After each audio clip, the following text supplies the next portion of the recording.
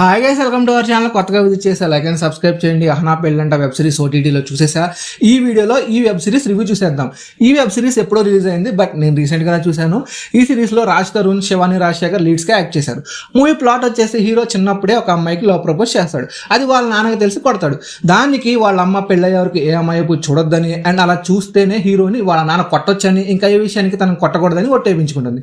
వాళ్ళ అమ్మకి ఇచ్చిన మాట ప్రకారమే హీరో పెళ్ళయ్యే వరకు ఏ అమ్మాయిని చూడడు, మాట్లాడు. అలా హీరోకి మ్యారేజ్ సెట్ అవుతుంది. బట్ పెళ్లి టైంకి పెళ్లి కూతురు లేచిపోతుంది.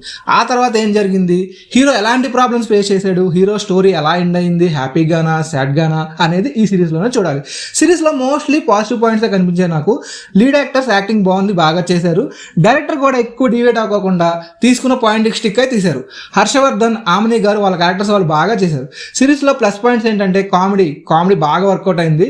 Getup Seenu, Tagubothu Ramesh, Posani Krishnamurali and hero friends మధ్య కామెడీ సీన్స్ బాగా వర్కౌట్ అయ్యాయి.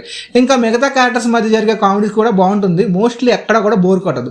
సిరీస్లో ఉన్న క్యారెక్టర్స్ అన్నిటికీ ఇంపార్టెన్స్ ఉంటుంది. ఏదో పెట్టాలి కదా అని చెప్పేసి అయితే పెట్టలేదు. అక్కడక్కడ కొంచెం ల్యాగ్ చేసిన ఫీలింగ్ వచ్చినా ఓవరాల్గా చూస్తే పర్లేదు అనిపిస్తాయి. నాకైతే వెబ్ సిరీస్ నచ్చింది, మీకు కూడా నచ్చుతుందని ఎక్స్పెక్ట్ చేస్తున్నా. ఈ సిరీస్ వచ్చేసి G5లో స్ట్రీమ్ అవుతుంది. ఇంకెందుకు లేట్, మీ ఫ్రీ టైంలో ఒక లుక్ వేసేయండి.